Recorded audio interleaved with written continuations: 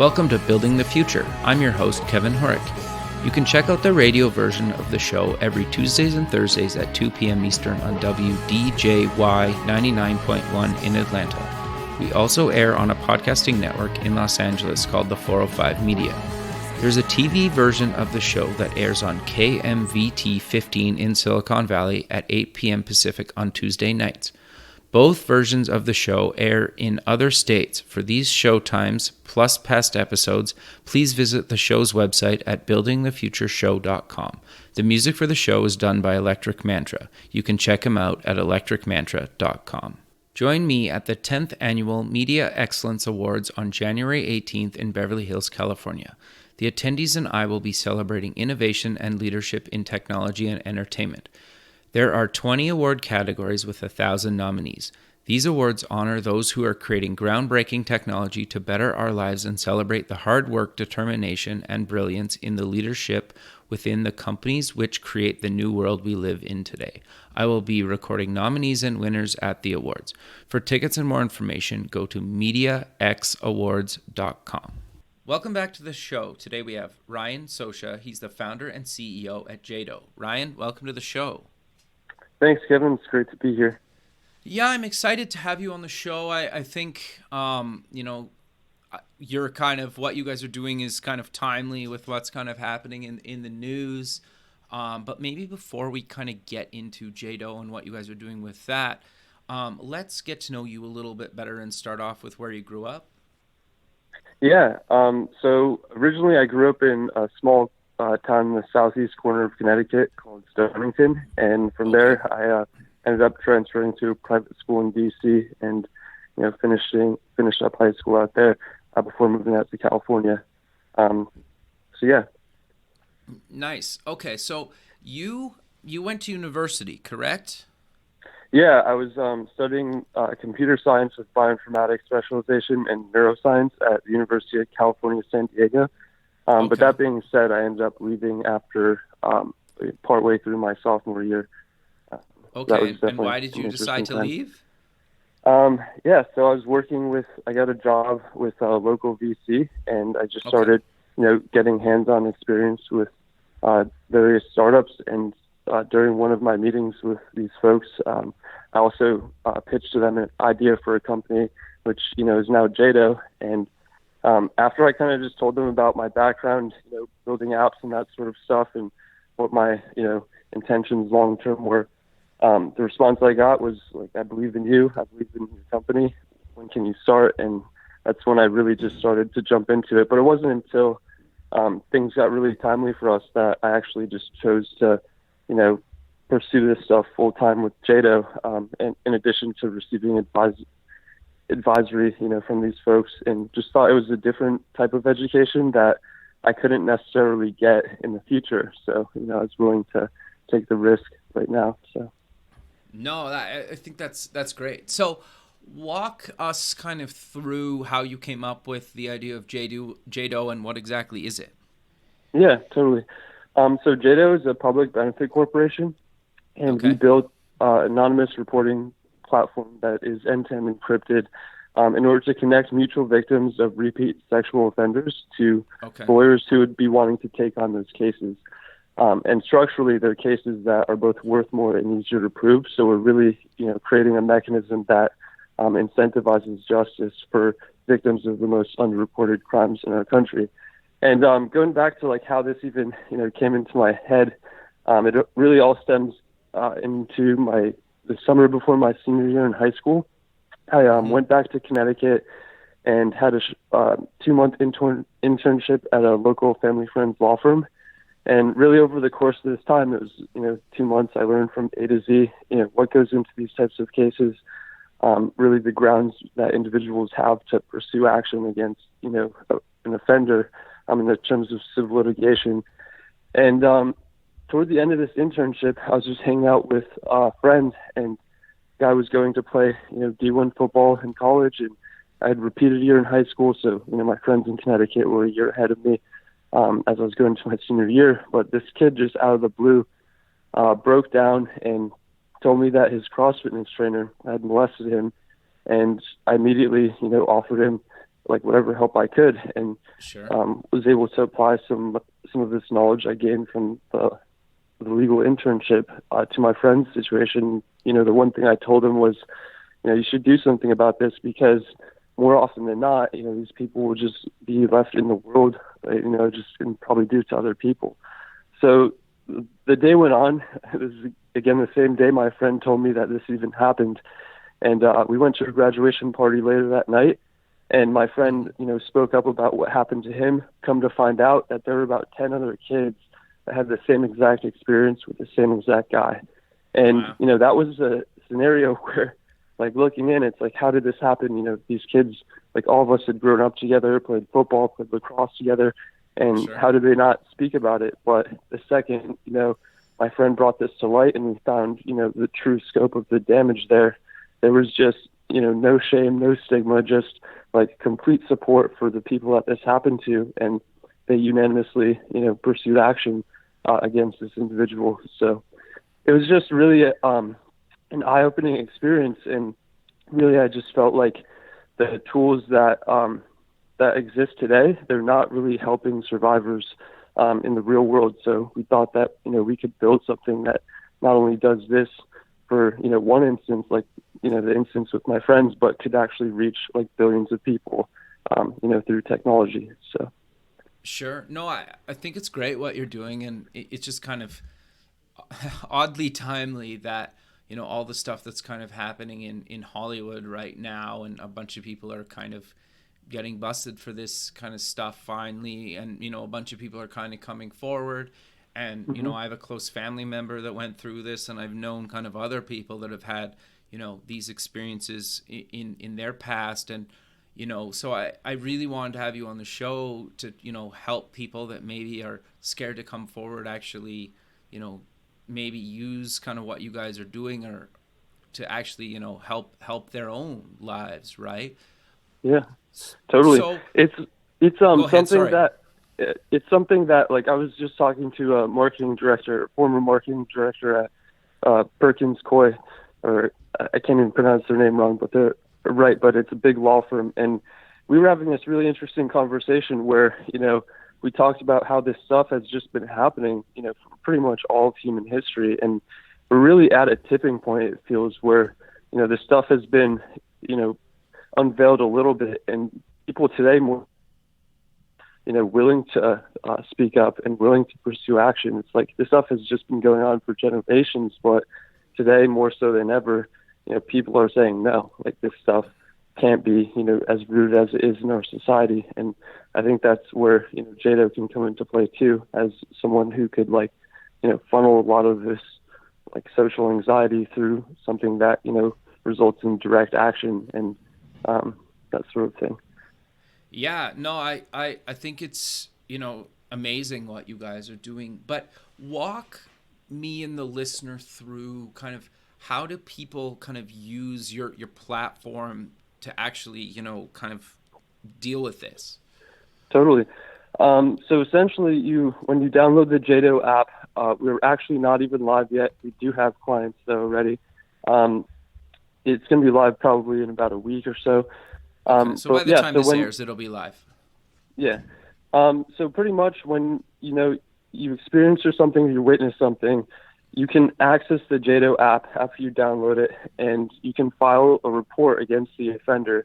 And with these types of crimes, they're very unique because in 90% of cases, offenders are repeat offenders. And it's also extremely likely to be the case that the people who would be reporting these offenders actually know the offenders by name. So through JDoe, people are able to legitimately list, the person who wronged them, or, if they witness something, they could report this too. And through our system, we basically created a solution that prevents the individual from defaming the offender, and it also preserves the identity of the individual. So if you were, involved in a situation with, for example, Bill Cosby, you could report him through JDoe, and you'll find out that there are others who've also reported this individual and what firm they're working with to pursue action against him.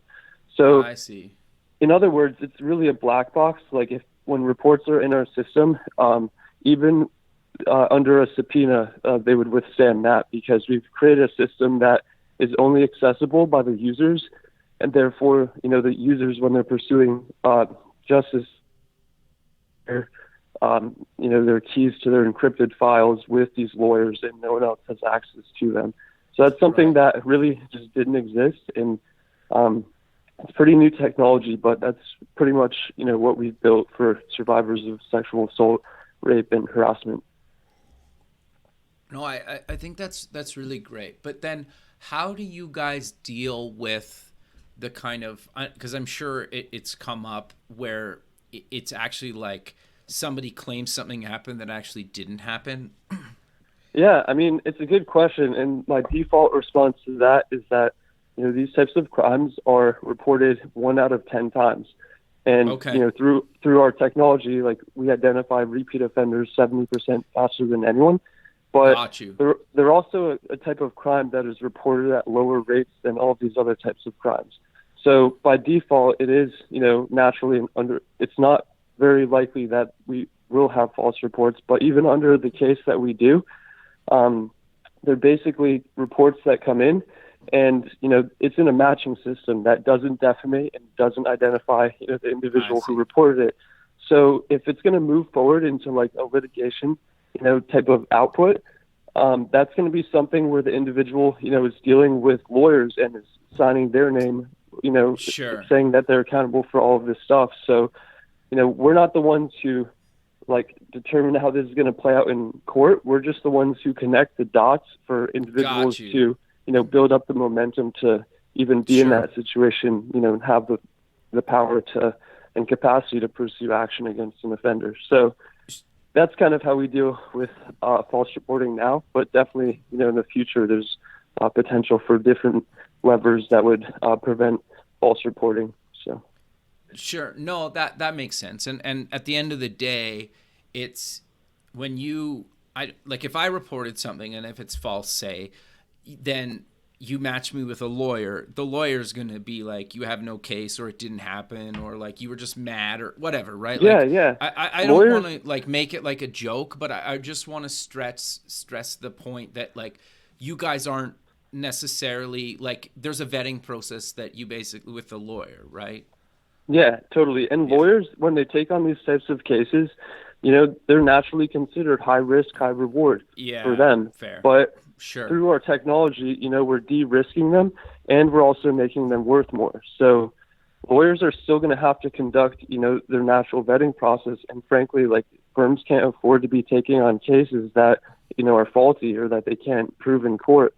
So yeah, they're going to have the same kind of vetting process through our system. It's just, pre-vetting, we're just connecting dots early on so they can have, an idea of what the true scope of damages really is and that sort of thing. Right now, lawyers have no capacity to find other individuals who, might be connected to a defendant that they're going against on behalf of victims of these types of crimes. So, through our technology, we want to connect lawyers to all those people. Like, it's more often than not that offenders are repeat offenders. So, if everyone just used JDoe as a reporting tool, we could really, eradicate sexual assault as our mission states in our governing documents. No, I think it's great, man.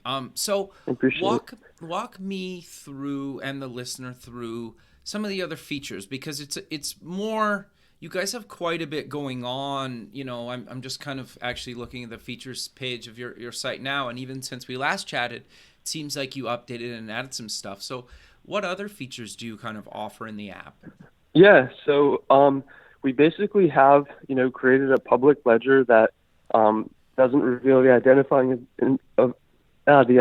info of individuals on the map. So, like, the one thing that we're trying to really showcase through JDoe is that, you could see all these reports mapped out as pins on a map, but if you were to do a filter on this map and, you wanted to see how many of these are really, repeat offenders, like, that's something that we offer by default as a service. Like, we want people to see that direct connection and, realize that taking action against an offender, like, could genuinely prevent this person from, continuing to wreak havoc in the community. So that's one of the features.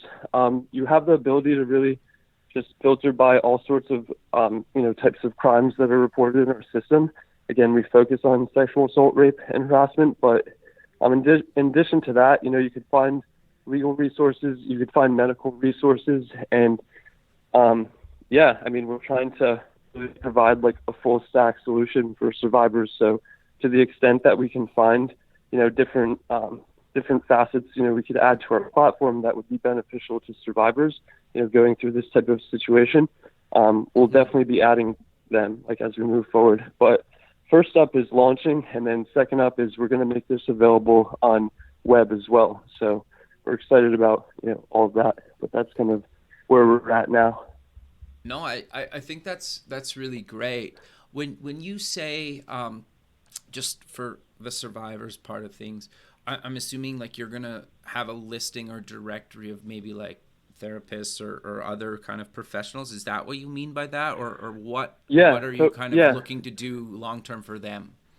Totally. So it's actually interesting. We originally just collected all the data from RAIN, which is a big organization in the space, and they have resources listed nationally. And we we collected all of those and have that already structured in a database for our platform. But definitely, we'd like to also work with therapists who would be able to basically be listed as resources in our platform, and people could see if they're good and if the community validates them, and maybe even like what type of insurance provider they accept, because like these things are often expensive too, and whatever way we could make it convenient for individuals to like access therapists in their area, it's not necessarily an easy thing, and I know from experience. So Sure. That's definitely something that I think would be kind of under the umbrella of different medical resources we have. That sort of thing. No, I think that's great. So I want to dive a little bit deeper, and you kind of covered it earlier about kind of how does the lawyer use the app on their side?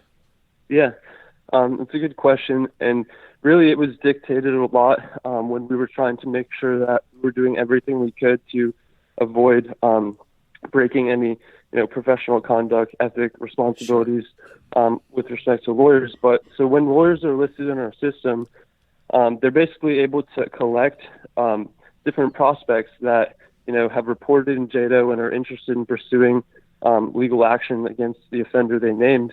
And what they're doing, the survivors at that point, they're able to find different resources in their area, and we'll check off like which firm they want to proceed through.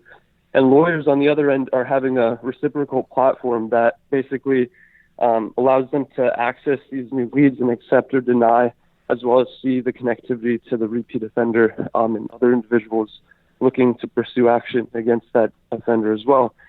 So we're really giving them something that isn't, being force-fed to people. It's more like survivors, who want to pursue action will. Others, you don't have to.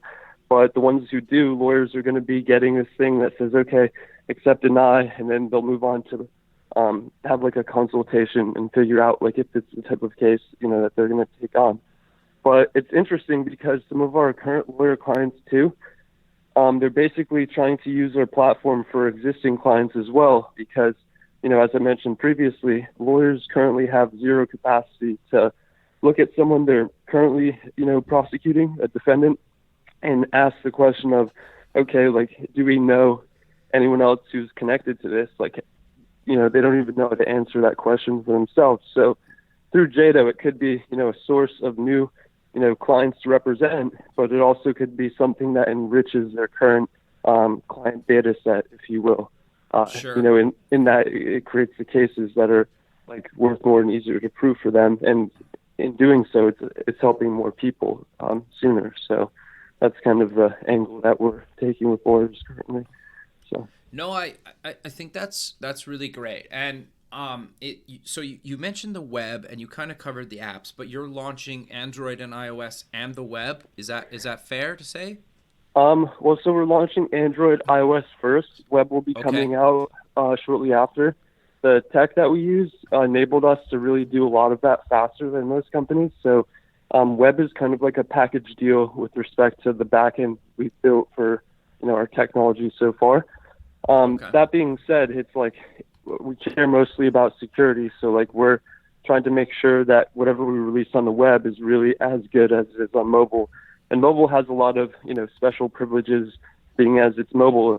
Everyone has a device, and their device can carry keys that are like uniquely associated with them. So the web is more challenging, but we're still, working on that too. So it should be available like on mobile and web sooner than later, but mobile definitely first. The other thing. No, that makes sense. But keep going. Sorry. I wanted to kind of circle back to the lawyer stuff too, and just kind of say that like the lawyer-client confidentiality agreements that are, social contracts, written on paper with lawyers that, a lot of clients have with them. It's interesting because really through the technology we've really built like another degree of lawyer-client confidentiality over the web. Like there's no scenario where clients dealing with their lawyers will have their data as secure as we do in our system, to the extent where even under a subpoena, like their communications will not be exposed.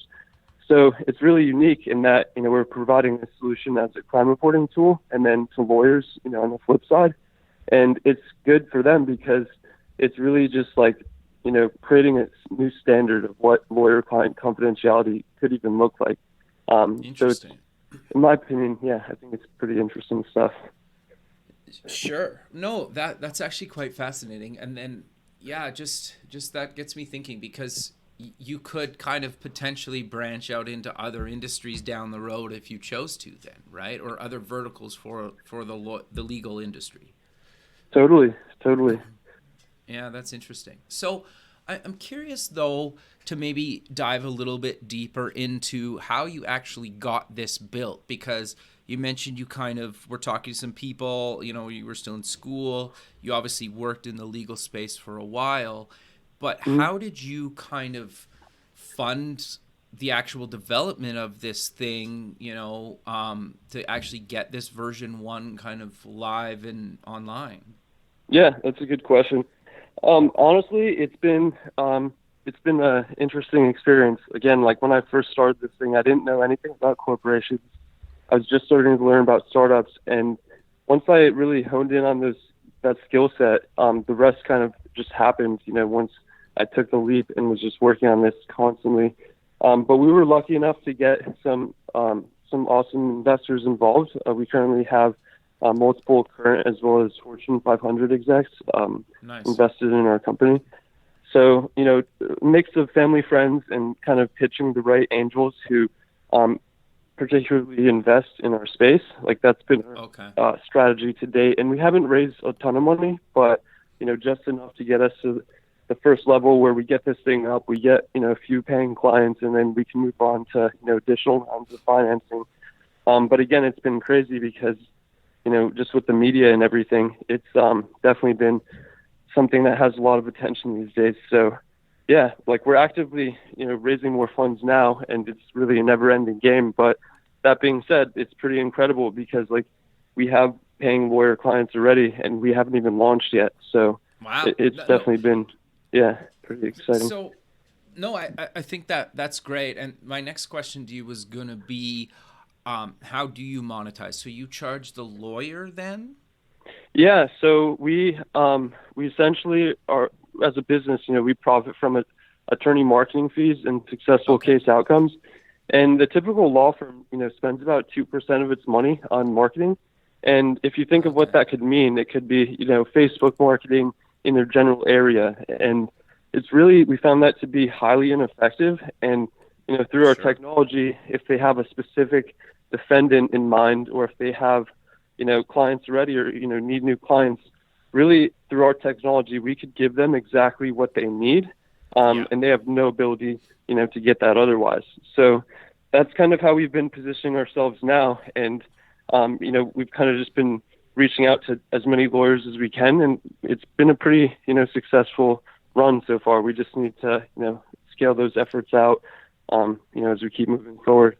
So yeah, I think that's great. And I get asked this question kind of a lot, and it really has nothing to do with your platform, but how did you guys go about actually getting paying client or customer, well, lawyers in this case, but their customers or clients, before you even launch the product?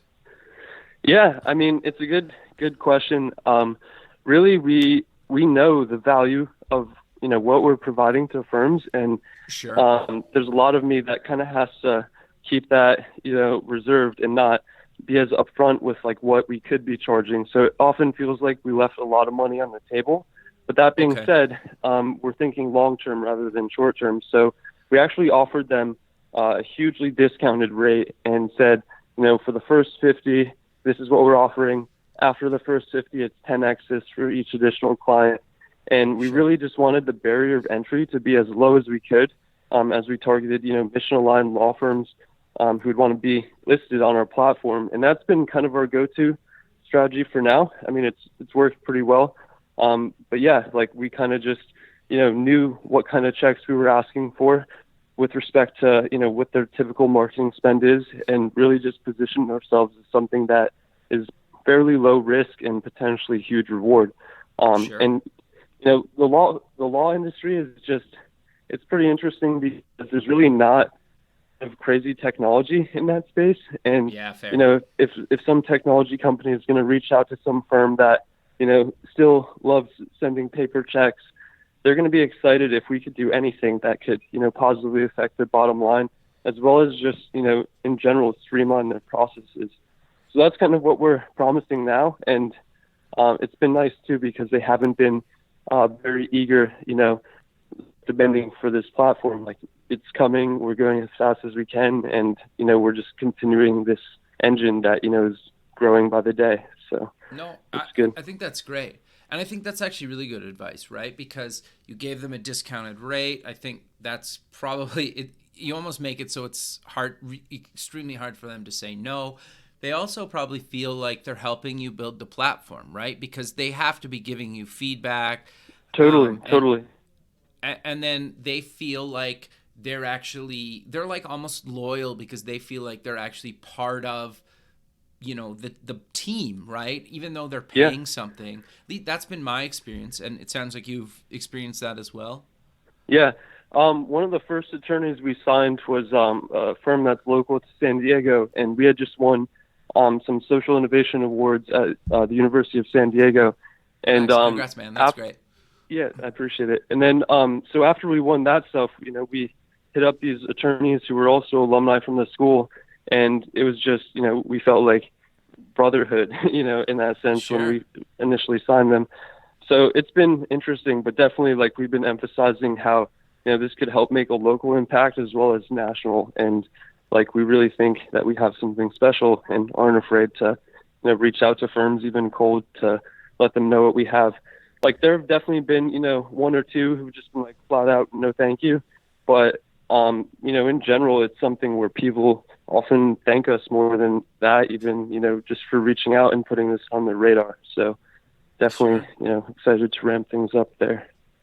Yeah, no, I think that's great. And to your point a few minutes ago, like, the legal space is kind of behind in tech, in any kind of technology, and I don't even mean it mean. It's just that's kind of the reality, right? And so when somebody comes to them with a piece of technology that can save them time and money, plus bring them new clients, it's kind of a no-brainer for them, right? They're at least like, will try it out.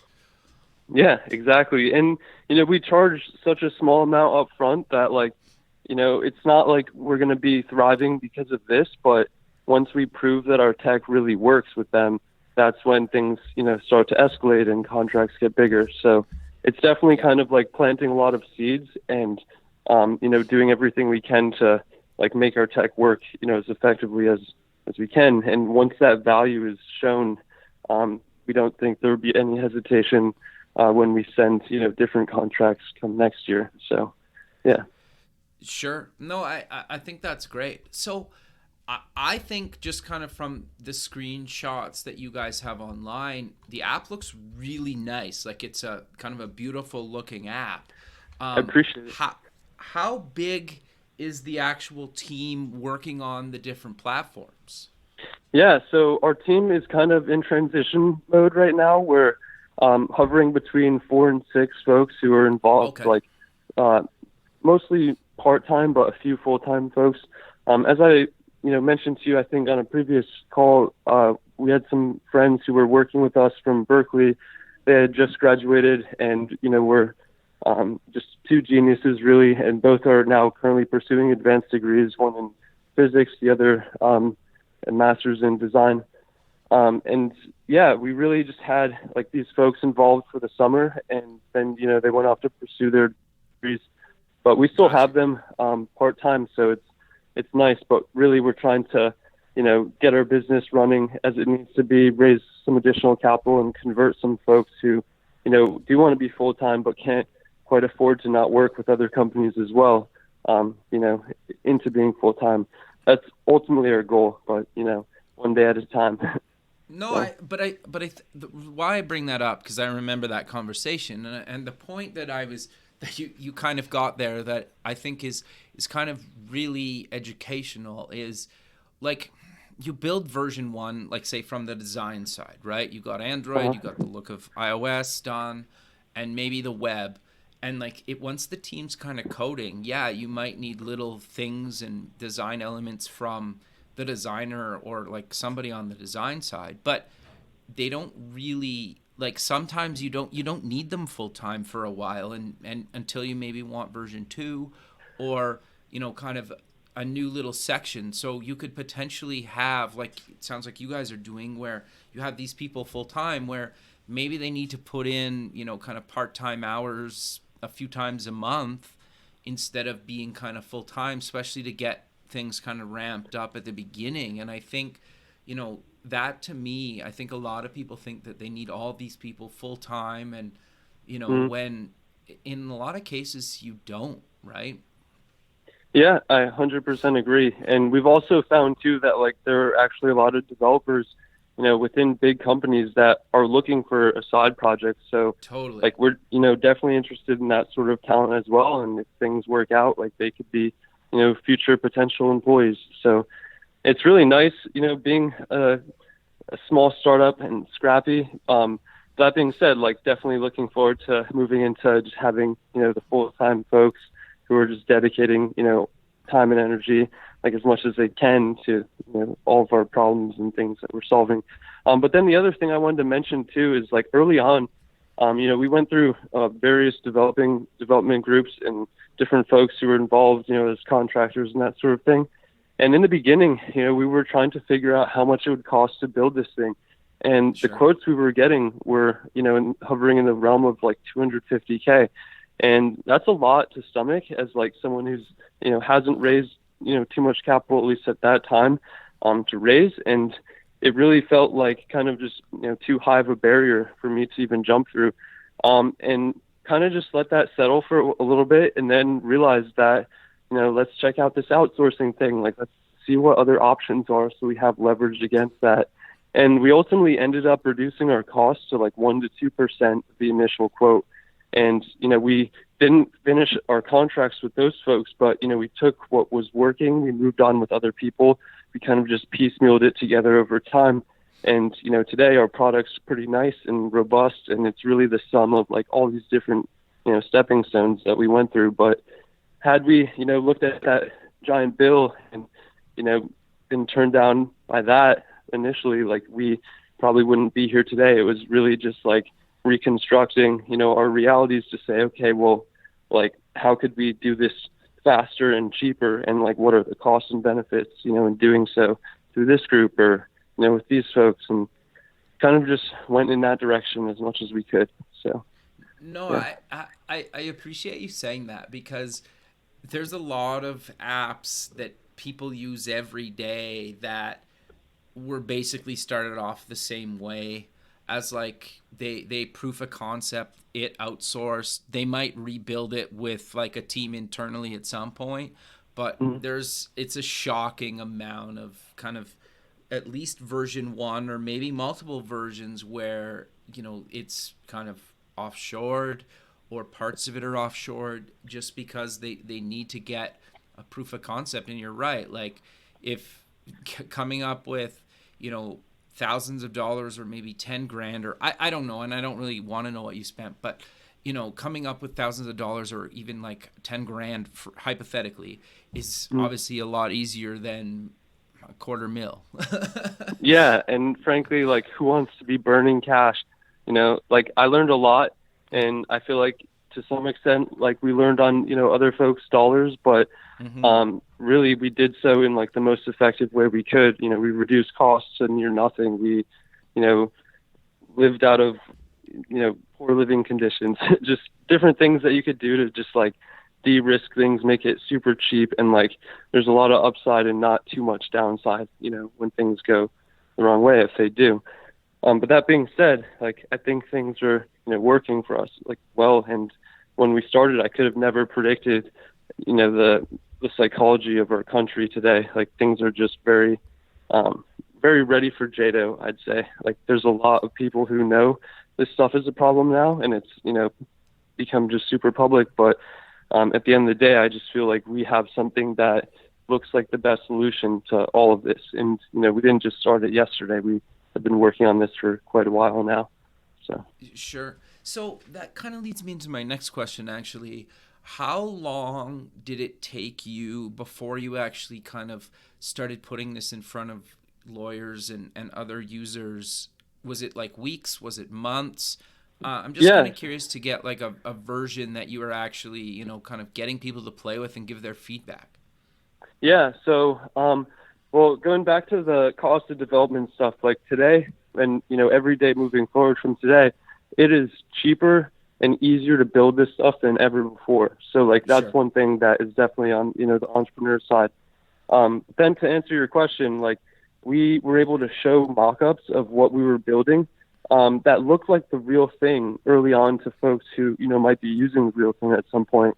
And we were able to solicit feedback simply from designs.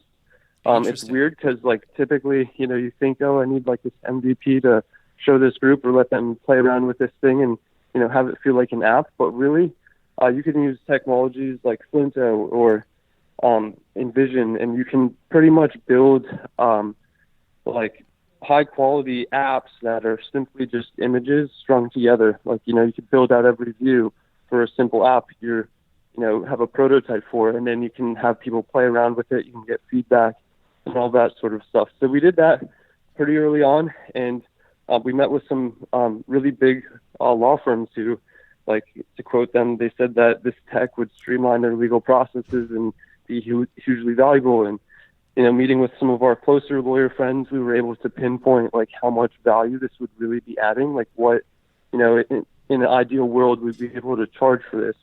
And it was a lot. And, we wanted to create something that was, palatable, but not too much, even though we still recognized how much value this could provide them. So really it just kind of evolved from there with like, again, reducing costs, prototyping, getting feedback from, lawyers that were both in network and, we had some sort of introductions to, and even some cold outreach, kind of just a mix of everything. No, I think that's great, man. I love that. I am curious though, when you say cold outreach, was that email, was that phone calls, a bit of both, some other kind of through social media, or how did you guys go do that? All of the above, including Twitter. I feel like Twitter's interesting because it's really just like a flattened level, where you can, reach out to people, tag people and stuff that's relevant to them and, spark up a conversation and, who knows where it leads. There's also this interesting platform that just came out. It's called 21.co. And I saw one of the partners at A16Z speaking about this. They recently rebranded to earn.com. But it's a really interesting platform. They created like their own crypto ecosystem, like on blockchain. And it's really a social network where, you get paid to give advice, or you can pay someone to get advice. And if you don't get the advice, you end up getting, the refunded credits. But it's really just to say, like, you can have a conversation with anyone, if you reach out to them and have something, a specific ask in mind. And a lot of people just don't see the world like that. But if we find some lawyers who look like they're interested in, technology we've built, we'll reach out to them via phone call to their offices. We'll reach out to them via email, and we don't hear back from everyone, but like if we were going to let 1 or 10 or even 100 of those things that didn't work out for us stop us from doing what we need to be doing, again, like we wouldn't be here today. So really, it's just a matter of like spewing that stuff, and seeing what results in additional conversations and like moving forward on those fronts to the extent you can. So yeah, just a lot of kind of hustle in the mix of everything. So. No, I think that's actually really good advice, because you mentioned earlier, like you've worked in the industry before. Obviously, you have some connections, but you're still kind of, for lack of a better term for it, is cold calling. And by cold calling, I mean kind of through social media, through apps, actually making phone calls, through email, right? Like that's what this stuff kind of takes, right? To be successful or get your platform out there. You need to try all these channels and see what works and doesn't work for what you're trying to do. Yeah, definitely. And I mean, there are some pretty well cited studies that show that like the average amount of time it takes, building a relationship with someone before you can raise capital from them is 6 months. And it's crazy because like a lot of my family or friends who aren't, familiar with the space, it's like, when you're trying to raise money and there are these sort of things that you have to deal with, like different barriers to getting it or to that sort of entry. A lot of folks don't really think super long term like that. And really, once you see, how the industry works, you can figure out like what you need to do, to get to that end point. It just takes a lot of like back planning, figuring out like, what's our general strategy and like what really matters to us right now. Like for us, it's product and sales. So that's what, I've been spending most of my time on these days. But yeah. No, I think that's really good advice, Ryan. And sadly, we're coming to the end of the show. So let's close with mentioning where people can get more information about you guys. And by the time this airs, the apps will be available in both Android and iOS app stores, correct? Yeah. So yeah, you can check out us on social media. We're pretty much have the same tag everywhere. We use JDoe Justice, and you should be able to search that, find our profile. Additionally, you can check us out online. Our website's jdoe.io, so it's jdoe.io.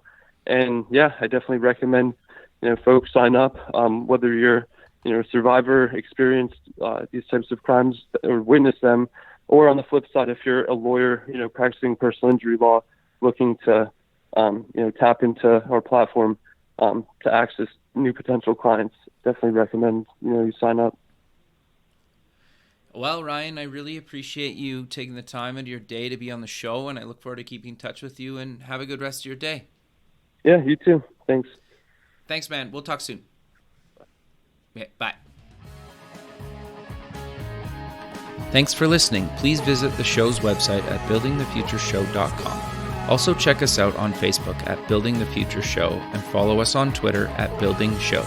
The music for the show is done by Electric Mantra. You can check him out at electricmantra.com and keep building the future.